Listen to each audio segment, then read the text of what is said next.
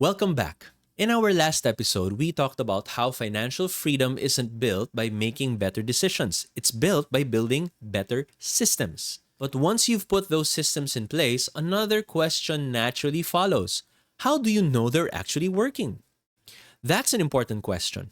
Because financial progress isn't like driving a car where you can glance at the speedometer and immediately know how you're doing. Sometimes months go by, sometimes even years, and you wonder, am I actually getting closer? If you've ever felt that way, you're not alone.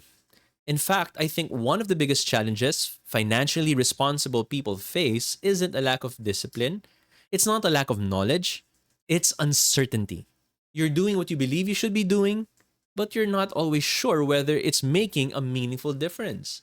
Today, I'd like to suggest that perhaps the problem isn't your progress. Perhaps it's the way you're measuring it. As you watch today's episode, I'd like you to think about this question. When you say you're making financial progress, what are you actually measuring? Is it your investment returns, your account balance, your net worth, or something else?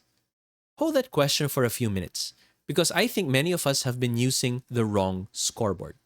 I'd love to hear from you. What's one sign of financial progress you've experienced that has nothing to do with your investment returns or your net worth? Share it in the comments. I think your experiences could encourage someone else who's quietly wondering if they're making progress too.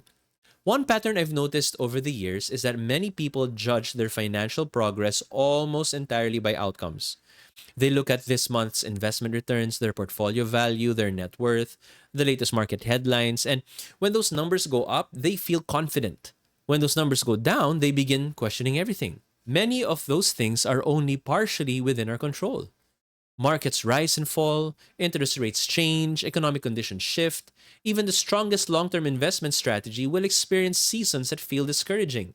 If we measure our progress only by outcomes we can't fully control, our confidence will constantly rise and fall with them. And that's an exhausting way to live. Let me give you another way to think about it. Imagine planting a fruit tree. You don't come back every weekend and dig it up to check whether the roots are growing, right? I mean, if you did, you'd probably prevent it from growing at all. Instead, you focus on the things that help growth happen. You prepare the soil, you water consistently, you give it sunlight, you protect it from unnecessary harm. Then you allow time to do what only time can do. I think financial stewardship works much the same way. Many people spend so much time checking for fruit that they neglect the habits that produce it. They become impatient because today's harvest doesn't yet reflect years of faithful work. But healthy growth often remains invisible long before it becomes obvious. If you're enjoying this series, I'd appreciate it if you take a moment to like the video and subscribe. My goal is to help you build confidence that's grounded in wise financial decisions, not simply in market performance. If that kind of conversation is helpful to you, I'd love to have you join us. So, what should we actually measure? I've come to believe much more confidence by measuring the things we can faithfully control. Like, are you consistently saving? Are your investment contributions continuing regardless of market conditions? Are the financial systems you built still working? Is your emergency fund protecting you from unnecessary financial stress?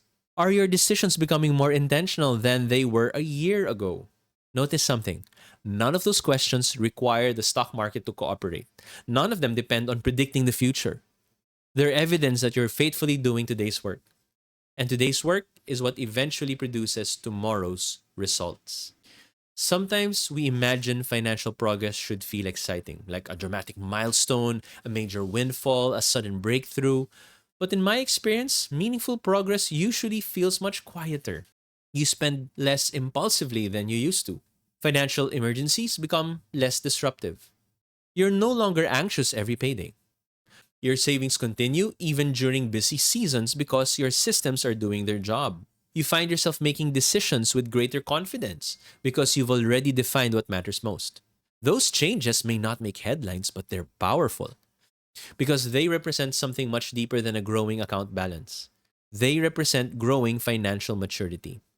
And I think maturity is one of the most overlooked measures of financial progress.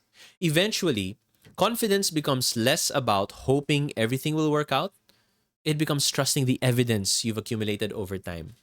You know your destination.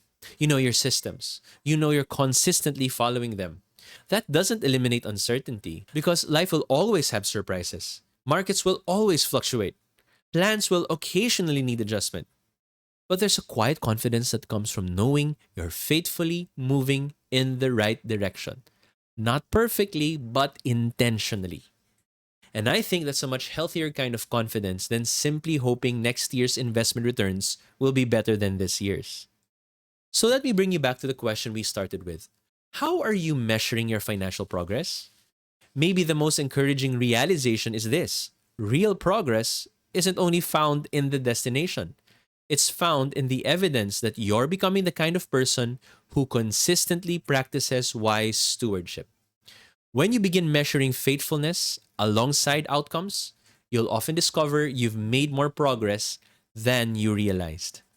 Now, suppose you continue that journey. You stay faithful, your systems keep working, you eventually reach financial freedom. Then what? What kind of life should that freedom actually make possible? That's the conversation we'll have in our next episode. I'm Juan Casas from Beacon Wealth Advisory. I'll see you in the next episode.